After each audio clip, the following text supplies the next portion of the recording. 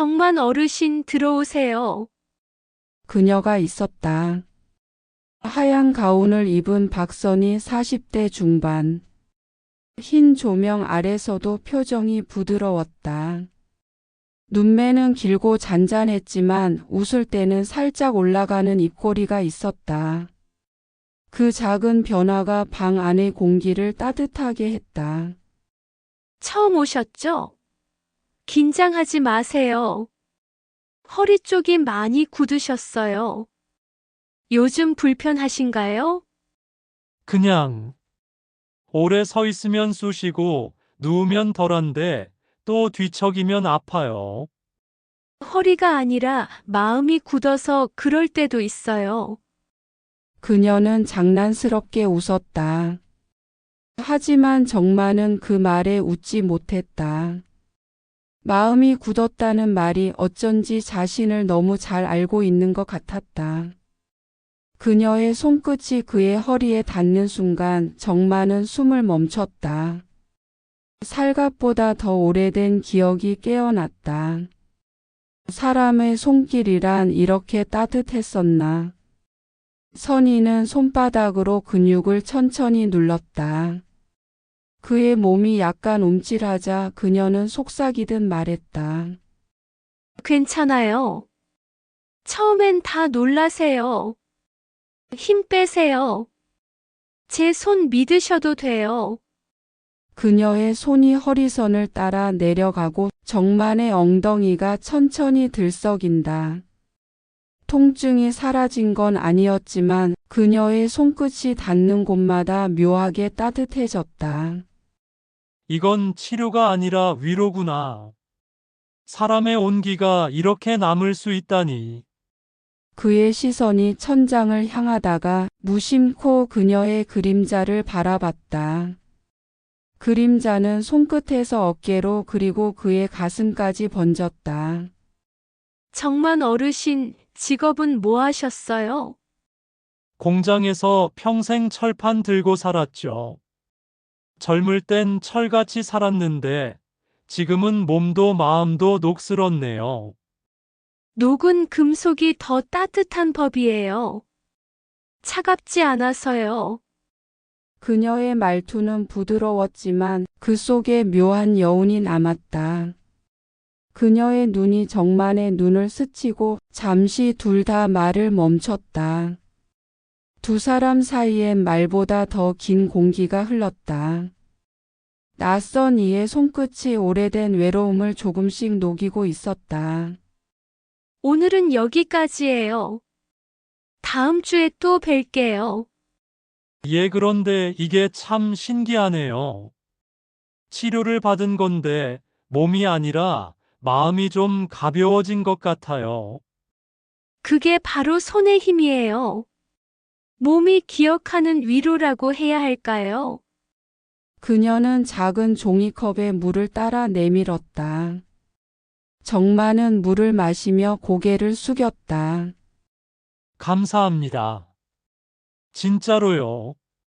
그녀는 말없이 미소를 지었다.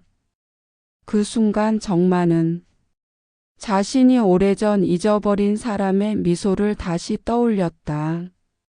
그날 병원을 나서며 정마는 허리 통증보다 묘한 뜨거움을 느꼈다. 허리 아래가 아니라 가슴 어딘가가 살짝 저린 듯 했다. 그건 통증이 아니었다. 살아있다는 증거였다. 정마는 천천히 하늘을 올려다봤다. 겨울 햇살이 유리창에 반사되어 눈부셨다. 그는 무심코 손바닥을 들여다보았다.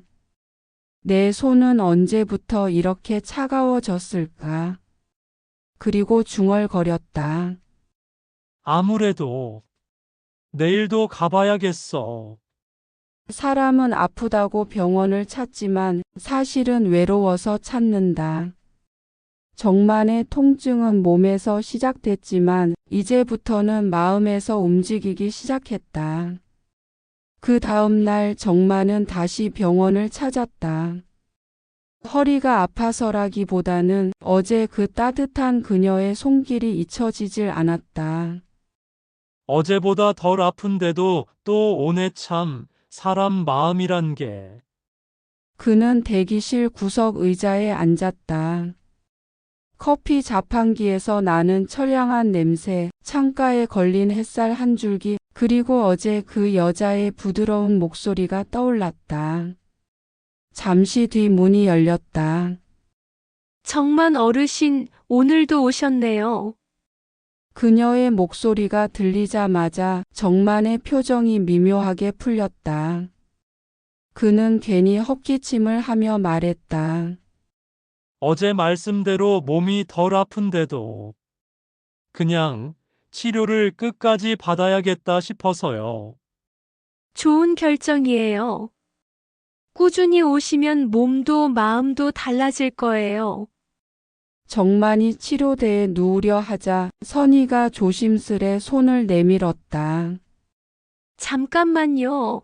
허리 쿠션 조절해 드릴게요. 그녀의 손이 그의 옆구리를 스치며 쿠션을 밀었다. 정만의 숨이 잠깐 멎는다. 그녀는 아무렇지 않게 일하며 말했다. 오늘은 허리 근육을 좀 더 깊게 풀 거예요. 살짝 아프실 수 있지만 그 아픔이 지나가면 훨씬 편해질 거예요. 아픈 게 괜찮다는 말 참 신기하네요. 살다 보면 그렇잖아요. 마음도 아플 때 한 번씩 풀어줘야 나중에 안 굳어요. 그녀의 손이 허리 근육을 따라 천천히 움직였다. 힘을 주지도 빼지도 않은 채 묘하게 일정한 리듬.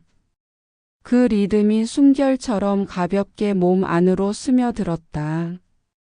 치료의 리듬이 두 사람의 대화보다 더 많은 걸 말해주고 있었다.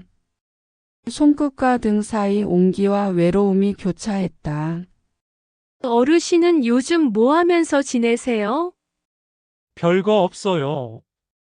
아침에 산책 좀 하고 시장 한 바퀴 돌고 집에 와서 라디오 들어요. 가끔은 사람 소리가 듣고 싶어서 틀어놓는 거죠. 저도 그래요.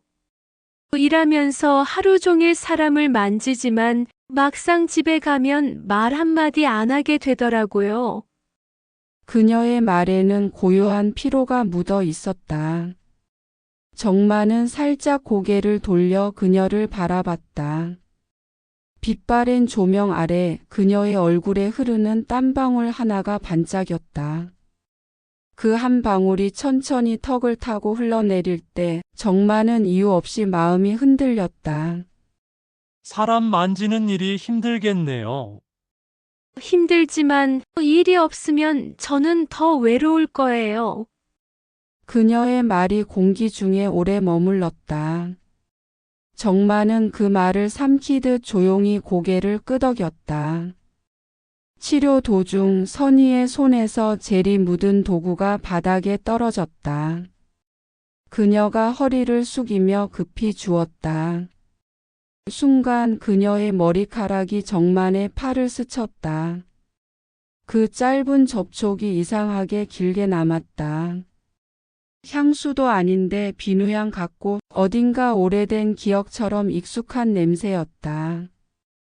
이 냄새, 아내가 쓰던 비누 향이랑 비슷하네. 그의 눈가가 미세하게 떨렸다. 하지만 곧 표정을 고쳐 앉았다. 죄송해요. 손이 미끄러져서.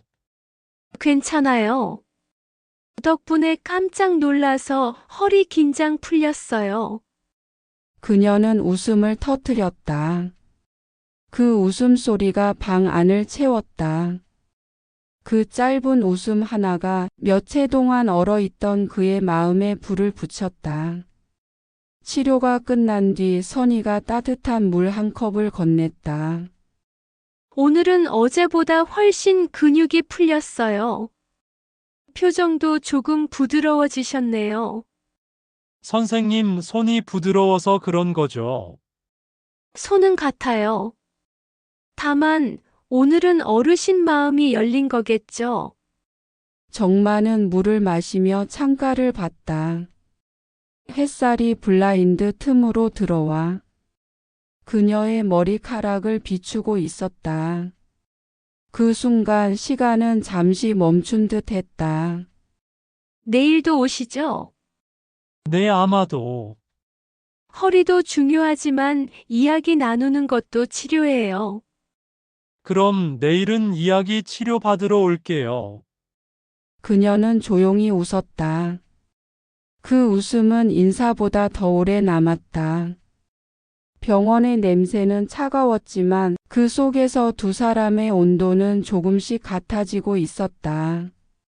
통증의 완화가 아니라 외로움의 완화가 시작되고 있었다. 다음 날 또 정마는 가게 되었다. 오늘은 허리보다 어깨가 더 뭉쳤네요. 요즘 잠을 잘 못 자요. 밤이 길어요. 텔레비전도 라디오도 다 꺼지면 조용해서. 그녀는 고개를 끄덕였다. 손바닥으로 그의 어깨를 눌렀다.